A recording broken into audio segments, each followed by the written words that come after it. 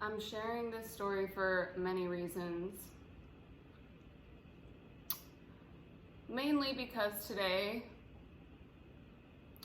19-year-old Toyin Salau was found.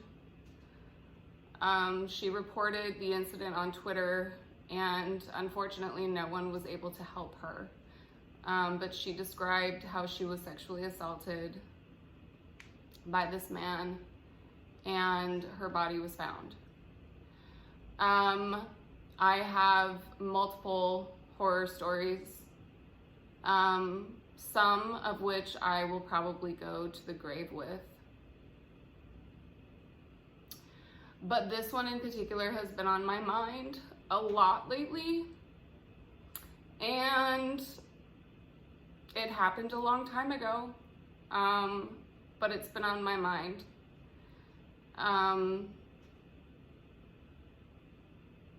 Flashbacks come to me, and it's horrific. I'm telling this story because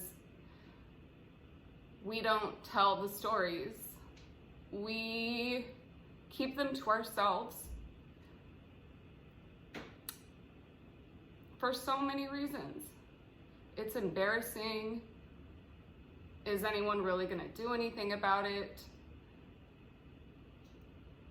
And most of the time victims feel like they're made to feel like it was their fault. So here's this in particular story. I must have been 21. It was in Oregon. The person's name is Gregory.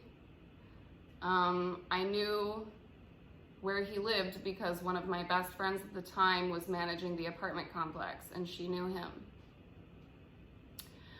One night, her and I went out and we met one other girl at the door, and all three of us girls together went inside.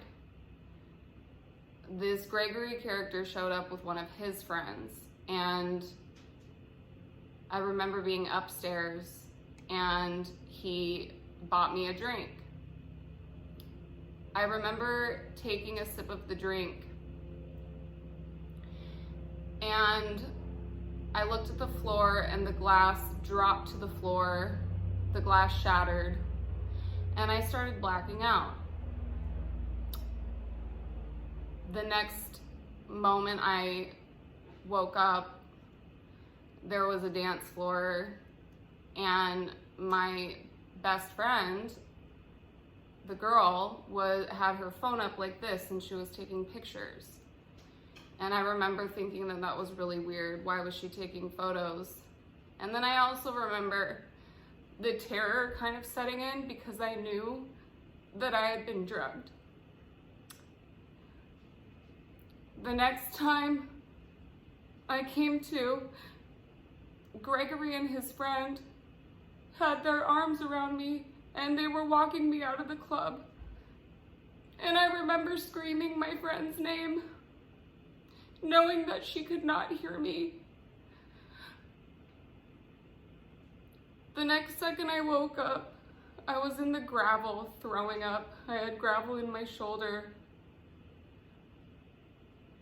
The next time I woke up, I was in the back of the car. And the next time I woke up, I was being raped. And at that point, I was conscious enough to start screaming out my friend's name.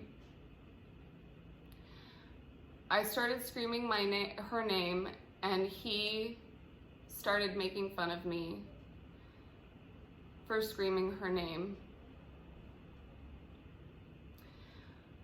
The next time I woke up, it was morning. I didn't know where my phone was.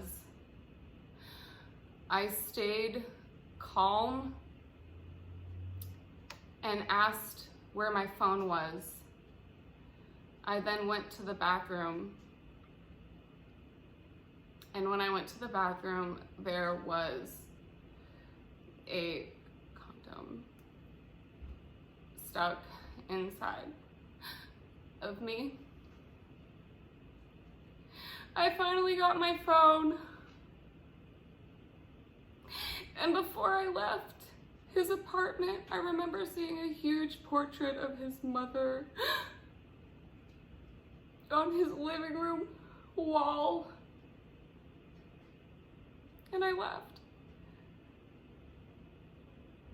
There was no police report filed.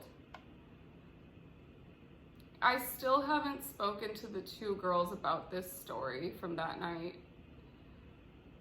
I'm still friends with both of them, but we've never spoken about the events of that night. And years later, it affects me to the point where sometimes I can't even get out of bed. And this is just one story. There are other stories. So I just pray that we protect our friends, that we call our friends, and that we make sure that they're safe. And if something bad does happen, help them.